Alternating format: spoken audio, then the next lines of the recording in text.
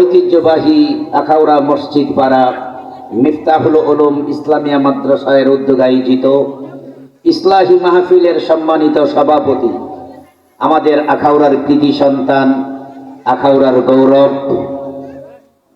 সারা দেশের মানুষ যারা দ্বীনের দাওয়াতের কাজ করে, যিনিকে চিনেন জনাব আলহাজ মফিজ সাহেব, উপস্থিত আছেন উলামায়ে কেরাম, মুরব্বিয়ানে আযম, যুবক ভাইয়েরা, পর্দার অন্তরালে অবস্থানরত আমার শ্রদ্ধা মা ও বোনেরা, মহান আল্লাহ রাব্বুল আলামিনের দরবারে অসংখ্য অগণিত নিয়ামতের শুকরিয়া আদায় করছি, যিনি আমাদেরকে একটি দ্বীনি মাদ্রাসার ইসলাহি মাহফিলে আশিকিন জাকিরিনদের মজলিসে আসার বসার তৌফিক দান করেছেন। এই জন্য মহান মনিবের দরবারে মন খুলে পড়ি আলহামদুলিল্লাহ। সম্মানিত এলাকাবাসী, আমি আপনাদের সামনে পবিত্র কোরআনুল কারীমের একটি আয়াতে কারিমা তিলাওয়াত করেছি। সেই আয়াতের আলোকে সংক্ষেপে কিছু আলোচনা করব। আল্লাহ তাআলা আমাদের সকলকে শোনার, বোঝার, আমল করার তৌফিক দান করুন। সবাই বলি আমিন। এই আয়াতটি একটি ঘটনার পরিপ্রেক্ষিতে নাযিল করা হয়েছে। এই ঘটনা হলে এই যাকে শানে নজুল বলা হয়। মক্কা নগরীতে খানায়ে কাবার ভিতরে এবং আশেপাশে প্রায় 360টি মূর্তি এবং দেবতা ছিল। তৎকালীন যুগের পত্তলিকরা উলঙ্গ হয়ে খানায়ে কাবাকে তাওয়াফ করত। এমনকি কিছু কিছু মানুষ ওই মূর্তিগুলির কানের মধ্যে কানফুল, নাকের মধ্যে নাকের ফুল, গলার মধ্যে মালা লাগাইয়া তারা আনন্দ উল্লাস করত। রাসূল করিম সাল্লাল্লাহু আলাইহি ওয়াসাল্লাম একদিন এই অবস্থা দেখে তাদেরকে জিজ্ঞাসা করা হলো যে তোমরা এই ধরনের কেন করতেছো? তারা সবাই উত্তর দিল যে এই কাবার মালিক যেই আল্লাহ, আল্লাহকে রাজি খুশি করার জন্যই আমরা দেব দেবী মূর্তিগুলির কানে গলায় জেওর বা জিনিস পরাইয়া আমরা আনন্দ উল্লাস করি। জোরে জোরে বলেন নাউযুবিল্লাহ। সাল্লাল্লাহু আলাইহি ওয়াসাল্লাম তাদেরকে এই কথার প্রতি উত্তর দেন নাই। আল্লাহ তাআলার কোরআনুল কারীমের কোন বিধান নাযিল হয় কিনা সেই অপেক্ষায় রয়েছেন। একটু পরেই হযরতে জিবরাইল আলাইহিস সালাতু ওয়াস সালাম এই আয়াত নিয়ে নাযিল হয় আর বলেন, হে আল্লাহর হাবিব, আপনি তাদেরকে বলে দেন মূর্তির গলায়, কানে, হাতে জেওর বা জিনিস লাগাইলে আল্লাহ তাআলা রাজি খুশি হবেন না। আল্লাহকে যদি রাজি খুশি করতে চাও তাহলে আখিরি জামানার নবী, ইমামুল মুরসালিন, খাতামান নবিয়্যিন, নবীকুল শিরোমণি মুহাম্মদুর রাসূলুল্লাহ, সবাই পড়ুন সাল্লাল্লাহু আলাইহি ওয়াসাল্লাম, তার অনুসরণ, অনুকরণ, তিনির সুন্নতগুলিকে যদি তোমরা আনন্দের সহিত স্বতঃস্ফূর্তভাবে আমল করতে পারো, বাস্তবায়ন করতে পারো, তাহলে কাবাগরের মালিক আল্লাহ তাআলা খুশি হয়ে যাবে। বলেন সুবহানাল্লাহ। আমাদের দেশের মধ্যে কিছু মানুষ আছে গুনাহের কাজ করে, কিন্তু মনে মনে ধারণা করতেছে এই গুনার কাজ দিয়ে আমরা আল্লাহকে খুশি করব। এমন মানুষ আছে না নাই? কথা বলেন, আছে না নাই? আমাদের দেশে কিছু মানুষ আছে গান বাজনা করে, তারাও মনে মনে ধারণা করে যে গান বাজনা করলেও আল্লাহ খুশি হয়। আওয়াজ করে বলেন, গান বাজনা করলে কি আল্লাহ খুশি হয়? আর একটু জোরে বলেন, খুশি হয়? কিছু মানুষ আছে নেশা করে, গাঁজা খায়, তারাও কিছু কিছু মানুষ ধারণা করে গাঁজা খাইলে আল্লাহ খুশি হয়, রাসূল খুশি হয়। জোরে জোরে বলেন নাউযুবিল্লাহি মিন যালিক। আমার মুসলমান ভাইরা, আসুন, মানুষ মনে মনে অনেক কিছুই কল্পনা জল্পনা করতে পারে, বাস্তবে দলিল প্রমাণের দ্বারা আল্লাহর রাসূলের অনুসরণ, অনুকরণের মাধ্যমে আল্লাহ তাআলাকে রাজি এবং খুশি করানো যায়। জোরে জোরে বলেন সুবহানাল্লাহ। আমার মুসলমান ভাইরা, আই আল্লাহ রাব্বুল আলামিন কোরআনুল কারীমের এই আয়াত নাযিল করে দেন, কুল ইন কুনতুম তুহিব্বুনাল্লাহ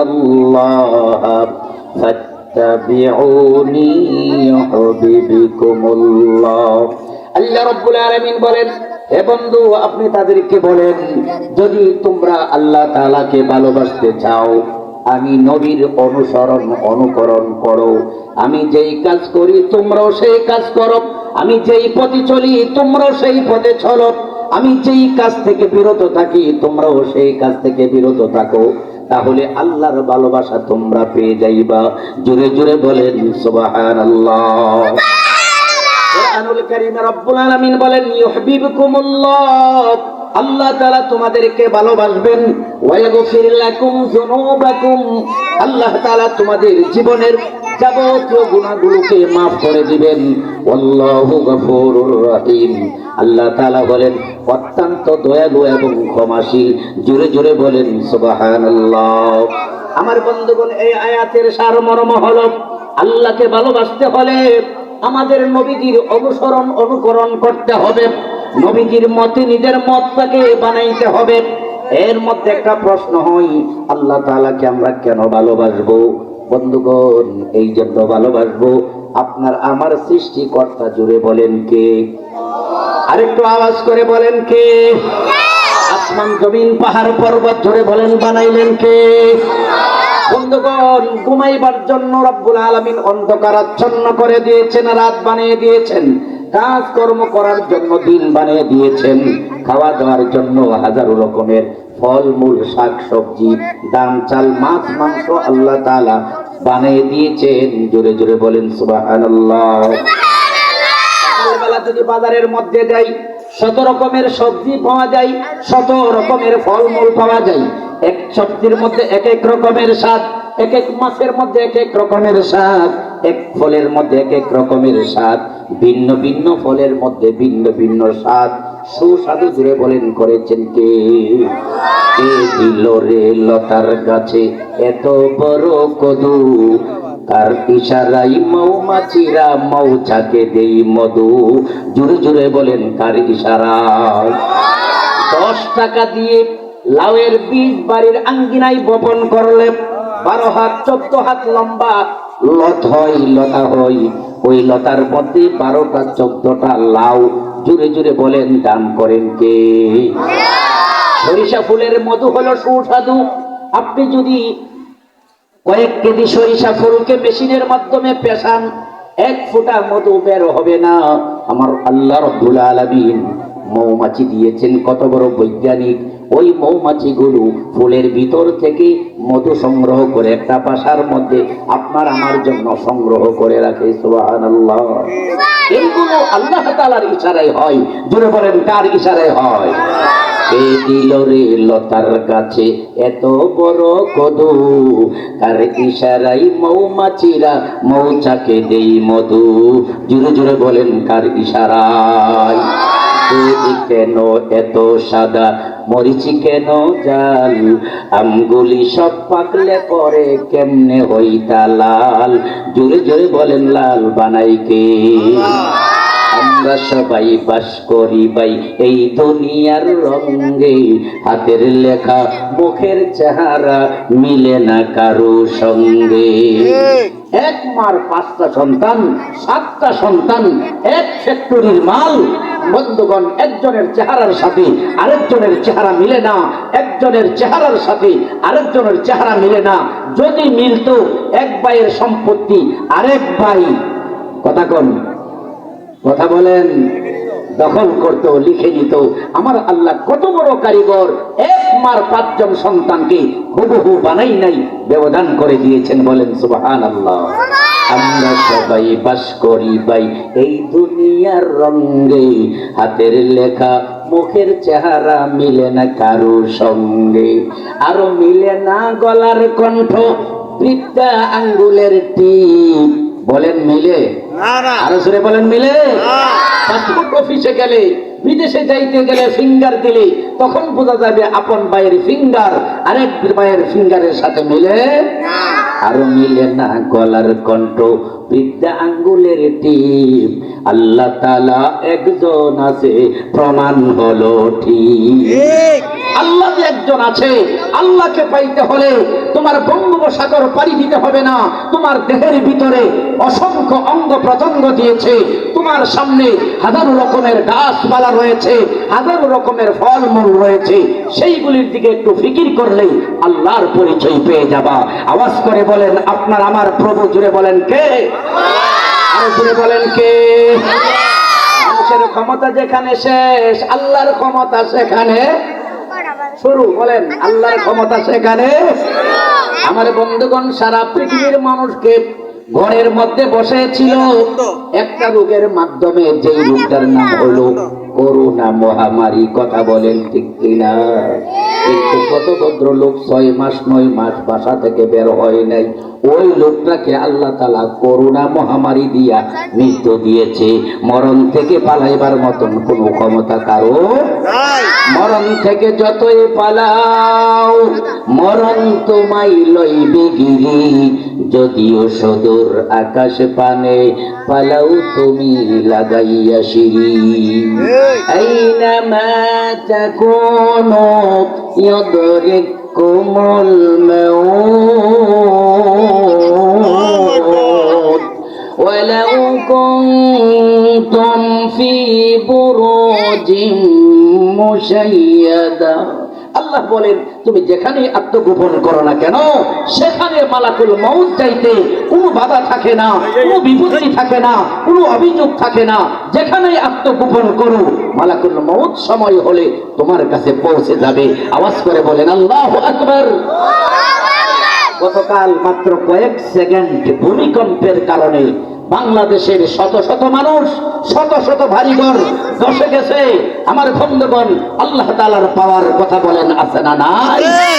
কিয়ামতের ময়দানে হযরত ইসরাফিল আলাইহিস সালাম সিংহা ফুৎকার দিবে। হাজার জনতা যদি আমরা মিছিল করি, একটা গাছের পাতাও নড়াচড়া করবে না। ইসরাফিল আলাইহিস সালাম যখন একটা সিংহা ফুৎকার দিবে, ফুৎকার দেওয়ার সাথে সাথে বিশাল বড় আসমান, একটা দুইটা নয়, 7টা আসমান ভেঙে চুরমার হয়ে যাবে। পাহাড় পর্বতগুলো চূর্ণ বিচূর্ণ হয়ে রুয়ের মতন উঠতে থাকবে। বোঝা গেল আল্লাহর একজন সৃষ্টি, একজন ফেরেশতার বিকট কণ্ঠস্বরের পাওয়ার যদি এত বেশি হয়, আমার আল্লাহ পাকের ক্ষমতা কত বেশি। জোরে বলেন সুবহানাল্লাহ।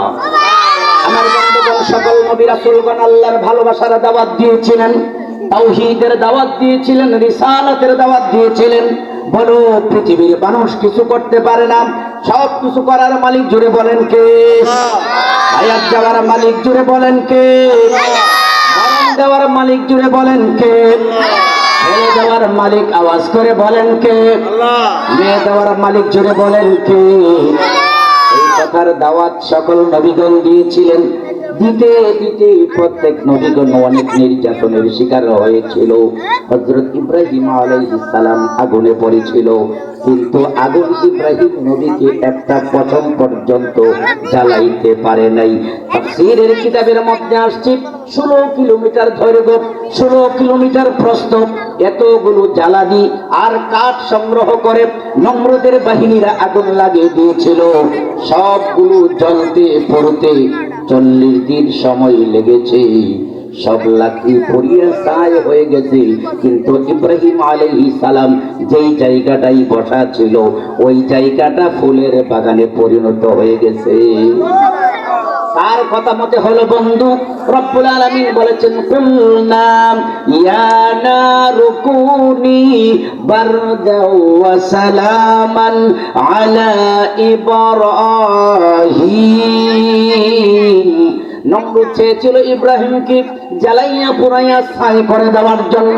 আল্লাহ চেয়েছেন ইব্রাহিমকে আমি বাঁচাইব। তাই আল্লাহ তাআলা যখন বললেন, হে আগুন, আমার বন্ধু ইব্রাহিমের জন্য তুমি শান্তিদায়ক হয়ে যাও, বলতে দেরি হয়েছে, আগুনটা ফুলের বাগানে পরিণত হইতে দেরি হয় না। বোঝা গেল আগুনের কোনো ক্ষমতা নাই, নমরুদের কোনো ক্ষমতা নাই। আওয়াজ করে বলেন, আসল ক্ষমতা কার হাতে? আরেকটু জোরে বলেন না, কার হাতে? আল্লাহর ভালোবাসা এই জন্য আমাদের অন্তরে রাখতে হবে। সকল ক্ষমতার মালিক জুড়ে বলেন কে? জান্নাত জাহান্নামের মালিক জুড়ে জুড়ে বলেন কে? হাসরের ময়দানে বিচার কার্য যখন পরিচালনা হবে, তখন আল্লাহ তাআলা হবেন বিচারপতি। আল্লাহ তাআলা জান্নাত জাহান্নামের ফয়সালা করবেন। দুনিয়ার রাজা বাদশা যারা ছিল, তাদের ক্ষমতা হলো অতটুকু। বাংলাদেশের ইতিহাস হলো, দুনিয়ার নেতৃত্বের ইতিহাস হলো 9 বছরের রাজা, 10 বছরের সাজা। কথা বলেন না, 9 বছরের রাজা 10 বছরের সাজা। এটা হলো দুনিয়ার নেতৃত্ব। দুনিয়াতেই তারা জেল থেকে মুক্তি পায় না, ফাঁসি থেকে মুক্তি পায় না, দেশ ছেড়ে পালাইতে হয়। আর হাসরের ময়দানে অবস্থাটা কেমন হবে? ও মুসলমান, সেদিন আল্লাহ বলবেন লিমানিল মুলকুল ইয়াউম, আজকে রাজত্ব কার? দুনিয়াতে মেম্বার ছিলে, এমপি ছিলে, মন্ত্রী ছিলে, 3 বাহিনীর প্রধান ছিলে, ক্ষমতা বহু দেখাইছো, কিন্তু আজকের রাজত্ব, আজকের ক্ষমতা লিল্লাহিল ওয়াহিদিল কাহ্হার, একমাত্র আমি আল্লাহর। জোরে জোরে বলেন আল্লাহু আকবার। এই আল্লাহর হাতে ইহকালেও ক্ষমতা, পরকালেও ক্ষমতা। যেই আল্লাহ ইচ্ছা করলে ছোট একটা নেক আমলের উসিলা মাফ করে দিতে পারে, যেই আল্লাহ ইচ্ছা করলে ছোট একটা গুনার কারণে জাহান্নামে দিতে পারে, যেই আল্লাহ হলেন সকল ক্ষমতার অধিকারী, সেই আল্লাহর ভালোবাসা, সেই আল্লাহর তাওহীদের বিশ্বাস আমাদের অন্তরে রাখা দরকার আছে না নাই? আমাদের সমাজে একটা কথা বলে, নুন খাই যার গুণ গাই তার। নুন আঞ্চলিক ভাষা লবণ। আগে মহিলাদের অভাব ছিল, যার কারণে এক ঘর থেকে আরেক ঘরে লবণ করজ নিয়ে, পেঁয়াজ করজ নিয়ে রান্না বাড়া করতো। আমরা ছোটবেলায় এমন অভাব দেখেছি। এখন তো লবণের আর অভাব নাই। কথা বলেন, 40 টাকা কেজি লবণ, এরপর লবণের কোনো অভাব নেই। তাই নুন খাই যার গুণ গাই তার। নুন খায়া গুণ না গাইলে মানুষ বলতো তাকে নিমক হারাম। কথা বলেন ঠিক কিনা? আমার ঘরে খাইয়া, আমার লবণ খাইয়া, আমার ঘরে থাইকা আমার সাথে তুই গাদ্দারি করলি, তোর মতন নিমক হারাম আর কেউ হতে পারে? আল্লাহ তাআলা বলেন, বান্দা যারা আমার কথা না মানে দুনিয়াতে যাইয়া, তারাও নিমক হারাম। কাইফা তাকফুরুনা বিল্লাহি ওয়া কুনতুম আমওয়াতা। আল্লাহ তাআলা বলেন, কেমন ভাবে কুফরি করো, কেমন ভাবে আমার নাফরমানি করো। হে বান্দা, ওয়া কুনতুম আমওয়াতা, তোমরা ছিলে মৃত, তোমরা ছিলে মার গর্ভে, তুমি ছিলে তোমার বাবার পৃষ্ঠে। আমি আল্লাহ তাআলা মার গর্ভে 8 থেকে 9 মাস 40 দিন রক্তের টুকরা হিসাবে, 40 দিন মাংসের টুকরা হিসাবে, 40 দিন পর 360টা হাড্ডির জোড়া দিয়া বান্দা আমি তোমাকে বানাইলাম। এরপরে তুমি আমাকে কিভাবে অস্বীকার করো? তাহলে হাজার রকমের নিয়ামত যে আল্লাহ দিয়েছেন, লাডি মাছে 1 স্বাদ, বোয়াল মাছে 1 স্বাদ, চিংড়ি মাছের 1 স্বাদ, এতগুলো স্বাদের জিনিস বান্দা আমি খাওয়াইলাম। এরপরে যদি আমার কথা না মানস, তোর মতন নিমক হারাম আর কেউ হতে পারে? এই জন্য আমার বন্ধুগণ, আল্লাহর ভালোবাসা অন্তরে রাখতে হবে। আল্লাহর ভালোবাসা কিসের মাধ্যমে প্রমাণ হবে? আল্লাহর বিধানগুলো যারা পালন করবে, সত্যিকারে তারা আল্লাহর ভালোবাসা পাইতে পারবে। যারা আল্লাহর বিধান পালন করে না, সত্যিকারে আল্লাহর ভালোবাসা তারা পাইতে পারে? এক ছেলে বলল, বাবা তোমার জন্য আমার জানের জান, তুমি আমার প্রাণের প্রাণ। বাবা বলল, ছেলে আমাকে 500 টাকা দাও। ও না, দিব না। 1 বিড়া পান নিয়ে আসো। সম্ভব না। আমার জন্য 1 পাতা ঔষধ নিয়ে আসো। আমার দ্বারা সম্ভব না। বোঝা গেল এই ছেলের মুখের ভালোবাসা আসল ভালোবাসা না। কথা বলেন ঠিক কিনা? আমরা যারা বলি আমরা আল্লাহকে ভালোবাসি, মূলত আল্লাহর বিধান যদি পালন না করি, এই মুখের ভালোবাসা দিয়া আল্লাহর মারিফত অর্জন করা সম্ভব হবে না। কোন মা বাবা যদি সন্তানকে 1 বার 2 বার 3 বার বলে, যাও বাজার থেকে আনাজ তরকারি কিনে নিয়ে আসো, স্কুলে যাও, ব্যবসাতে যাও, 1 বার 2 বার 3 বার বলার পরে যদি কোনো সন্তান মা বাবার কথা না মানে, মা বাবা তাকে ধমক দিবে, গালি দিবে, পিটুনি দিবে, ঘর থেকে বের করে দিবে। আর আমার আল্লাহ 82 বার বলেছেন, আকিমুস সালাহ, নামাজ কায়েম করো, নামাজ কায়েম করো, নামাজ কায়েম করো। 80-82 বার বলার পরে যদি কেউ নামাজ না পড়ে, আপনারা বলেন আল্লাহ তাকে ভালোবাসবেন না আল্লাহ তাকে ধমক দিবেন? সুতরাং আল্লাহর ভালোবাসা পাইতে হলে 5 ওয়াক্ত নামাজ অবশ্যই পড়তে হবে। নামাজ ছাড়া কোনো ব্যক্তি সত্যিকারে আল্লাহর ভালোবাসা পাইতে পারে না। নামাজ ছাড়া কোনো ব্যক্তি আল্লাহর ওলি হইতে পারে।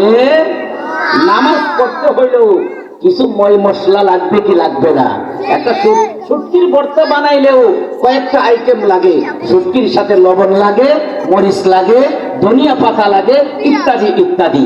কিন্তু একটা শুটকির ভর্তা যদি শুধু শুটকির দ্বারা না হয়, নামাজও এমনি এমনি হয় না। 2 রাকাত নামাজে 60টি মাসআলা আছে, 2 রাকাত নামাজে 13টা ফরজ আছে, বাহিরে 7টা, ভিতরে 6টা, 14টা ওয়াজিব আছে, সুন্নত আছে। ফরজ ওয়াজিব সুন্নতগুলি যদি সঠিকভাবে পালন না হয়, এই নামাজের মধ্যে কোনো স্বাদ পাওয়া যাবে না, এই নামাজের মধ্যে কোনো মজা পাওয়া যাবে না।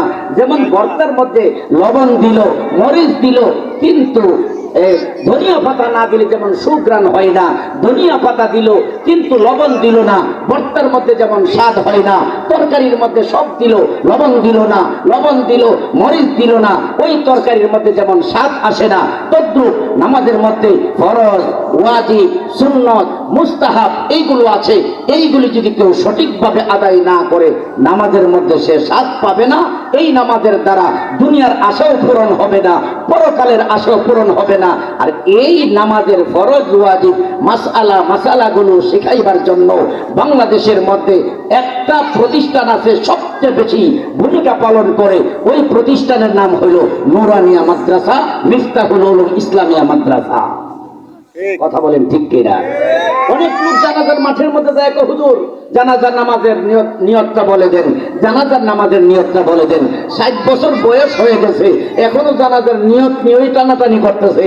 আর যদি সাসারে জিজ্ঞাসা করে, আপনি দোয়াটা বলেন তো, 3 নম্বর তাকবীর বলার পরে কোন দোয়া পড়তে হয়, চাচা এই ইন্টারভিউ দিলে জানাজার মাঠে আর থাকতো না, মাঠ ছাইরা ফলাইব। আর একটু জোরে বলেন।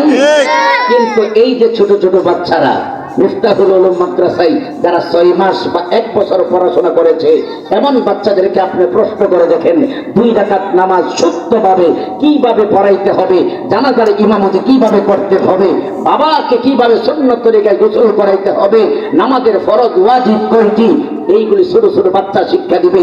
যেই সন্তান আপনার জন্য জানাজা শুদ্ধভাবে পড়াই দিবে, যেই সন্তান আপনার জন্য সাকরাতের সময় কোরআন তেলাওয়াত করবে, যেই সন্তান আপনার কবর জিয়ারত করে দোয়া করবে, এমন সুসন্তান দরকার আছে না নাই?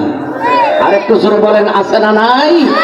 আমার বন্ধুগণ, আমাদের অনেক সন্তান আছে উচ্চ শিক্ষিত, কিন্তু আলহামদুলিল্লাহ সূরা শুদ্ধভাবে পড়তে পারে। কথা বলেন, উযুর ফরজ জানে না, গোসলের ফরজ জানে না। আমার এই শিক্ষার দ্বারা কি হলো? যেই শিক্ষা শুধু দুনিয়া কামাই হলো, পরকালে আমার কোনো উপকার আসলো না। আওয়াজ করে বলেন ঠিক ঠিক না? আমার মুসলমান ভাইরা আসুন, 1 নম্বর হলো এই কওমি মাদ্রাসা, নুরানিয়া মাদ্রাসা। সুতরাং আপনাদের ছেলে মেয়েদেরকে নুরানি মাদ্রাসায় ভর্তি করলে আপনার সন্তান পাশাপাশি পরবর্তীতে স্কুলে পড়ুক, কলেজ ভার্সিটিতে পড়ুক, এই সন্তানরা হবে আপনার আদর্শবান সন্তান। আওয়াজ করে বলেন সুবহানাল্লাহ। আল্লাহর নবী বলেন, আমার উম্মতেরা শোনো, তুমি সাকরাতের মধ্যে পড়ে আছো, ওই সময় তোমার কোন সন্তান যদি সূরা ইয়াসিন তেলাওয়াত করতে পারে, মরণের কোনো কষ্ট থাকবে না, তোমার মরণটা হবে অতি সহজে। 2 নম্বর হলো নবীজি বলেন, উম্মত তোমার বাবা মারা গেল, মা মারা গেল, প্রতি সপ্তাহে 1 দিন হলেও শুক্রবারে তুমি বাবার কবরের কাছে যাও, মার কবরের কাছে যাও। সূরা ইয়াসিন যদি একবার পড়তে পারো, তাহলে তোমার মা বাবার এতগুলো গুনাহ মাফ করা হবে। সূরা ইয়াসিনে যতগুলো অক্ষর আছে, জোরে জোরে বলেন সুবহানাল্লাহ। তোমার মেয়েকে মাদ্রাসায় ভর্তি করে নুরানিতে পড়াইয়া কোরআন শিক্ষা দিলাম, পরবর্তীতে স্কুলে পড়ুক, কলেজে পড়ুক, কোনো অসুবিধা নেই। বর্তমানে কেজি কিন্ডার গার্ডেন গুলোতে যেই পরিমাণ শিক্ষা দেওয়া হয়, এর চেয়ে কোনো দিক দিয়ে নুরানি মাদ্রাসায় শিক্ষা দীক্ষা হয় না। কথা বলেন ঠিক কিনা? আপনারা দেখেছেন মহিউস সুন্নাহ মাদ্রাসায় সাইনবোর্ড দেওয়া আছে, আর ছাত্র ভর্তি করা হয় না। ওই সাইনবোর্ডটা আছে না এখন? হ্যাঁ, তো দেখেন কত মানুষ ছাত্র ভর্তি করার জন্য বাড়িতে বাড়িতে লিফলেট বিতরণ করে। মহিউস সুন্নাহ মাদ্রাসায় এমন সুন্দর লেখাপড়া হয়, যেখানে সাইনবোর্ড লাগাই দিছে, ছাত্র আর ভর্তি করা হয় না। বোঝা গেল শিক্ষা দীক্ষার মান ভালো না খারাপ? আর একটু জোরে বলেন, ভালো না খারাপ? 1 বছর পরে আপনারা এই মাদ্রাসার ছাত্রদের হাতের লেখা দেখতে পাইবেন ইনশাআল্লাহ, বাংলা আরবি সহ দেখবেন ইনশাআল্লাহ। 1 বছরের পরে আমাদের এই নুরানিয়া মাদ্রাসার ছাত্ররা হাতের লেখা এত সুন্দরভাবে লিখবে, কিন্তু স্কুলে যারা পড়াশোনা করে এর চেয়ে যদি ভালো না হয়, তাহলে আপনার ছেলে মেয়ে নুরানি মাদ্রাসার দেওয়ার কোনো প্রয়োজন হবে না ইনশাআল্লাহ। আপনি দেখবেন এই মাদ্রাসায় লেখাপড়া হবে। আজকে আমাদের অনেক সন্তানরা আছে চারটা সূরা শুদ্ধভাবে পড়তে পারে না, মা বাবার কবর জিয়ারতের নিয়ম জানে না। আল্লাহ রাসূল বলেছেন, শোনো, সাকরাতের সময় তোমার সন্তান সূরা ইয়াসিন পড়লে মরণের কষ্ট থাকবে না। কবর জিয়ারত করার সময় সূরা ইয়াসিন পড়লে কবরের আযাব আল্লাহ মাফ করে দিবেন। 10 খতম কোরআন তেলাওয়াতের সওয়াব আল্লাহ তাআলা তোমার আমলনামায় দান করবেন। যতবার তেলাওয়াত করবেন, যতগুলো অক্ষর আছে অক্ষর পরিমাণ আল্লাহ তাআলা তোমার গুনাহ মাফ করে দিবেন। জোরে জোরে বলেন সুবহানাল্লাহ। কিন্তু আমাদের মধ্যে কিছু মানুষ আছে মাদ্রাসা শিক্ষাকে সাধারণ শিক্ষা মনে করে, জাগতিক শিক্ষা মনে করে না। মাদ্রাসা শিক্ষা ইহকাল এবং পরকাল যাবতীয় শিক্ষা এই মাদ্রাসার মধ্যে দেওয়া হয়। এই জন্য কিছু মানুষ আছে দেখা যায় এই মাদ্রাসার মধ্যে না দিয়া স্কুল কলেজের মধ্যে দেন, কিন্তু আপনার ছেলে মেয়েকে প্রাথমিক যে শিক্ষাটা নুরানিয়া মাদ্রাসার মধ্যে দেন। বাংলাদেশ এই বর্তমানে অস্থায়ী সরকার আইন করেছিল বাংলাদেশের প্রাইমারি স্কুলগুলোতে গান শিখাইবার জন্য শিক্ষক নিয়োগ দেওয়া হবে। কথা বলেন ঠিক ঠিক না? এর আগে আপনারা দেখেছেন ব্যাংক কিভাবে ফালাই, কথা কন, সাইকেল কিভাবে চালাই, এইগুলি শিক্ষা দেওয়ার জন্য শিক্ষক শিক্ষিকাদেরকে বাধ্য করা হয়েছিল। একটা মহিলা শিক্ষিকা ব্যাংক কিভাবে ফালাই এইভাবে যদি ফালাফালি আর লাফালাফি করে পরবর্তী জেনারেশন কি হবে? কথা বলেন ঠিক ঠিক না? বাংলাদেশের আলেম উলামাগণ, তাওহীদি জনতাগণ প্রতিবাদ করেছে যেই দেশের মধ্যে শতকরা 92 জন মুসলমানের সন্তান প্রাইমারি স্কুলের মধ্যে পড়ে, এখানের মধ্যে গানের শিক্ষক নিয়োগ দেওয়া যাবে না। প্রত্যেকটি প্রতিষ্ঠানের মধ্যে একজন আলেম যদি নিয়োগ দেওয়া হয়, একজন হাফেজ যদি নিয়োগ দেওয়া হয়, আমাদের সন্তান জাগতিক শিক্ষার পাশাপাশি আমাদের সন্তান ধর্মীয় শিক্ষা গ্রহণ করতে পারবে। কথা বলেন ঠিক কি ঠিক না? আমরা আখাউড়াবাসী একমত কিনা জোরে বলেন, আরো জোরে বলেন কারা কারা একমত? হাত উঠান। নারায়ে তাকবীর, কোরআন সুন্নাহর আলো। করোনার হুজুর বলতেন শুধু ঘরে ঘরে নয়, ঘরে বাহিরে জালো। কথা বলেন ঠিক কিনা? শুধু ঘরের মধ্যে সীমাবদ্ধ নয়, ইউনিয়ন পরিষদে কোরআনের আইন থাকবে, জেলার মধ্যে কোরআনের আইন থাকবে, সংসদে কোরআনের আইন থাকবে। প্রত্যেকটি সেক্টরের মধ্যে যদি কোরআনের বিধান চালু হয়, এই দেশের মধ্যে দুর্নীতি হবে না, এই দেশের মধ্যে ইফরিজিং হবে না, এই দেশের মধ্যে কালো টাকা কোনোদিন সাদা হবে না। একমাত্র কোরআনের শাসনের মাধ্যমে মানুষের আত্মা পরিবর্তন করা যায়। আওয়াজ করে বলেন ঠিক ঠিক না? মুসলমান ভাইরা আসুন, আপনারা জানেন অনেক তবলিগের সাথী ভাইয়েরা, বড় বড় উপরস্থ কর্মকর্তা, আমাদের ব্রাহ্মণবাড়িয়া একজন চাকরিজীবী আছে তবলিগের বড় দায়ী। উনি যদি ইচ্ছা করে যেই চেয়ারের মধ্যে আছে প্রতিদিন লক্ষ টাকা রুজি করতে পারে। ওনার পাঞ্জাবিরা 3-4 সিরা আমি নিজে দেখেছি। আমার বন্ধুগণ, এমন হাজার হাজার লোক আছে যারা দাওয়াতে তাবলীগের মধ্যে চিল্লা দেওয়ার উসিলাই আল্লাহ তাআলা তাদের অন্তরে এমন তাকওয়া দিয়েছেন, এমন পরহেজগারি দিয়েছেন, হালাল টাকা যেটা পায় এটাও 3 ভাগে বন্টন করে। 1 ভাগ নিজের জন্য রাখে, আরেক ভাগ গরিবদেরকে বিলি করে দেয়, আরেক ভাগ আল্লাহ রাস্তায় খরচ করে। আওয়াজ করে বলেন ঠিক কি ঠিক না? যেই লোকটা প্রতিদিন 1 লক্ষ টাকা রুজি করতে পারে, ওই লোকটার কি সিরা কাপড় পরার কোনো প্রয়োজন আছে? কথা বলেন না কেন? আর যাদের অন্তরে আল্লাহর ভয় নাই, দিন নাই, কোরআন নাই, দাওয়াতের কাজের সাথে সম্পর্ক নাই, বাংলাদেশে টাকা না রাখা বিদেশে বাড়ি বানাই। কথা বলেন না কেন? বিদেশে বাড়ি বানায় লাভ কি? আমার নিজের জানের যদি নিরাপত্তা না থাকে বিদেশে বাড়ি বানায় লাভ কি? কথা বলেন, কোনো লাভ আছে? আর একটু শুনে বলেন লাভ আছে? এটা বলে এমন লাভ, এক লোক মনে করেন একটা ডিশের মধ্যে কতগুলো আংরা কাঠ জ্বালানোর পরে যে আংরা হয়, আংরা নিয়ে বাজারের মধ্যে ঘুরতেছি, আর লোকজন কয় আখাউড়া তো এমন পাগল দেখছি না জীবনে কোনোদিন, আংরা মাথায় নিয়ে ঘুরতে। সবাই মজা করে কয় অমুকের মাথার মধ্যে স্বর্ণের টুকরা আছে, অমুকের মাথার মধ্যে স্বর্ণের টুকরা আছে। আর এই বেচারা মনে মনে কয় এতদিন ছিলাম আমি সাধারণ, এখন আমি সবচেয়ে বড় উন্নতমান ব্যক্তি হয়েছি। আমার মাথার মধ্যে আমি নিয়ে আসছি কয়লা আর আংরা, লোকজন বলে স্বর্ণ। আসলে কি? কথা বলেন, আসলে কি? আংরা। তো আমাদের দেশের মধ্যে কিছু মানুষ আছে আঙ্গুল ফুল্লা কলা গাছ, অবৈধ রুজি রোজগার কইরা দেশে বিদেশে কয়েকটা বাড়ি করতে পারলে ওই হে সফল। আসলে সফল না কুফল? আর একটু জোরে বলেন। সুতরাং অবৈধ রুজি রোজগার করে সফলতা অর্জন করা যায় না, অবৈধ রুজি রোজগার করে তার ভবিষ্যৎ হলো কুফল। আওয়াজ করে বলেন ঠিক কি ঠিক না? আমার বন্ধুরা আসুন, এই জন্য মাদ্রাসার দরকার, কথা বলেন আছে না নাই? আমার শ্রদ্ধাভাজন এই দাওয়াতে তাবলীগের আখাউড়ার জিম্মাদার আমি, আমার ভাইয়ের ছেলেরা দিনের পথে আছে। মুফতি ইয়াকুব হাসান আমার খুব স্নেহের মানুষ, আদরের মানুষ, অনেক বেশি আমার সাথে পরামর্শ করে। এই একটা প্রতিষ্ঠান মার্কা এই মসজিদ পাড়ার মধ্যে করেছেন। এই মাদ্রাসাটা আমি মনে করি এই এলাকার জন্য একটা রোল হবে, একটা মডেল হবে, আদর্শ সমাজ গঠন করার জন্য এই মাদ্রাসাটা একটা স্মৃতি হয়ে থাকবে। এই মাদ্রাসায় আমরা আমাদের ছেলেদেরকে কারা কারা ভর্তি করবো? হাত উঠাই ইনশাআল্লাহ, হাত উঠান। যারা বাচ্চা বড় হইলে তুমি বিয়ে শাদী করলে ছেলে মেয়ে হইলে ভর্তি করবো, হাত উঠাই। নারায়ে তাকবীর, আরো জোরে নারায়ে তাকবীর। আমার মুসলমান ভাইরা আসুন, 2 নাম্বার হলো সুপরামর্শ দিব। এই হাজী সাহেবের ছেলে মেয়েদের টাকা পয়সা কোনো অভাব আছে? কথা বলেন না কেন? কথা বলেন, কোনো অভাব আছে? যেমন টাকা পয়সা আছে এমন মনও আছে। টাকা রুজি করার জন্য প্রতিষ্ঠান করছে না, প্রতিষ্ঠান করছে দিনের আলো ছড়াইবার জন্য। সুতরাং আমরা সুপরামর্শ দিব, সহযোগিতা করব। বন্ধুগণ, 2 নম্বর বিষয় হলো আল্লাহর ভালোবাসা পাইতে হলে নবীজির তরিকা অনুসরণ করতে হবে।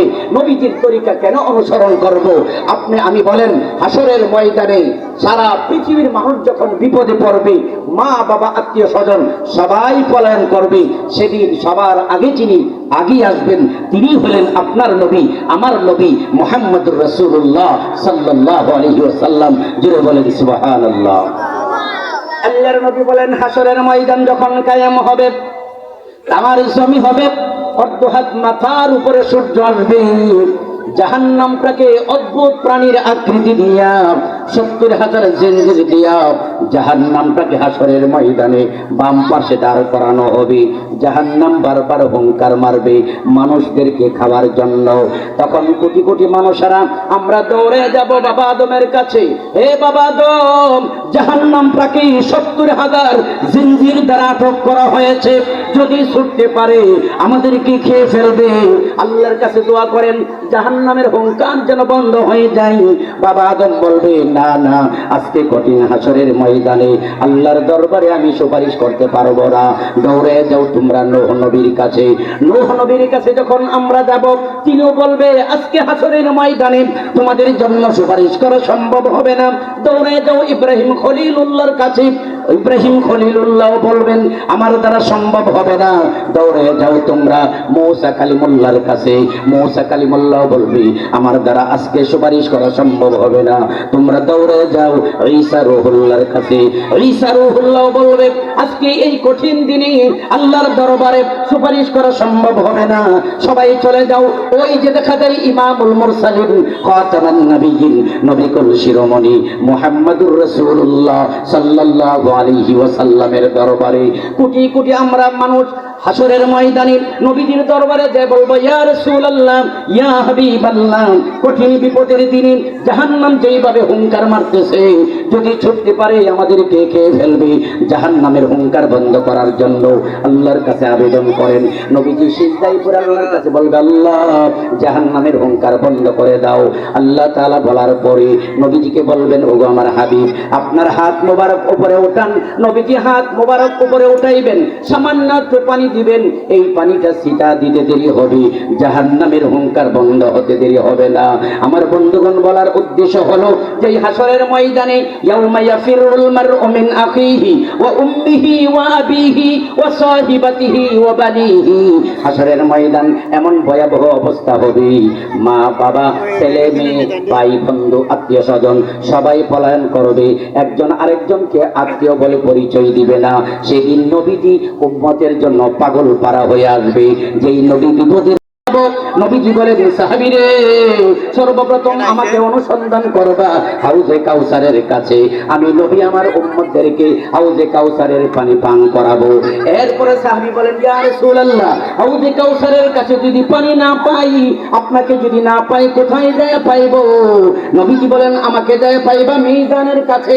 আমার উম্মতের নেক এবং গুনাহগুলিকে যে ওজন করা হবে সেখানে আমি দাঁড়ায় থাকবো, যাতে আমার উম্মতের গুনার পাল্লা হালকা বাড়া হয়, নেকের পাল্লা বাড়ি হয়। আবার সাহাবী বলেন, ইয়া রাসূলুল্লাহ, ইয়া হাবিবাল্লাহ, সেখানে যদি আপনাকে না পাই কোথায় পাইব?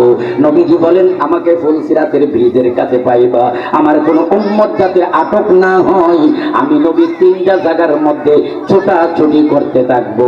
জোরে জোরে বলেন সুবহানাল্লাহ। সৃষ্টির সেরা তুমি, এ বুকের রত্ন তুমি, সৃষ্টির সেরা তুমি, এ বুকের রত্ন তুমি, তুমি যে মদিনারি বুলবুল, হে রাসূল তোমাকে চিনিতে করিনি ভুল। নিজে না খেয়ে তুমি অন্যকে খাওয়াইছ, ক্ষুধার যাতনায় তুমি পেটে পাথর বেঁধেছ। ওরা যে বলে তোমায় পাগল, আমার বন্ধুগণ, সারমর্ম হলো, যেই নবী বিপদের দিনে আসবে ওই নবীর সুন্নাত পালন করা দরকার আছে না নাই? শেষ করতে আমার কথা হলো, নবীর সুন্নাত আমরা পালন করব। খাওয়া দাওয়ার সময় নবীর সুন্নাত, ঘুমাইবার সময় নবীর সুন্নাত, বিয়ে শাদীর সময় নবীর সুন্নাত, গোসলের সময় নবীর সুন্নাত। প্রত্যেকটি সুন্নাত আমাদের জানতে হবে, বুঝতে হবে। জানতে হলে মাদ্রাসা দরকার, কথা বলেন আছে না নাই? তাই আল্লাহ তাআলা আমাদের সকলকে আল্লাহর ভালোবাসা, নবী করিম সাল্লাল্লাহু আলাইহি সাল্লামের সুন্নাত, নবীজির সুপারিশ পাইতে পারি, হাউজে কাউসারের পানি পান করতে পারি, সকলকে তৌফিক দান করুন। আমিন। ওয়া আখিরু দাওয়ানা আনিল হামদুলিল্লাহি রাব্বিল আলামিন।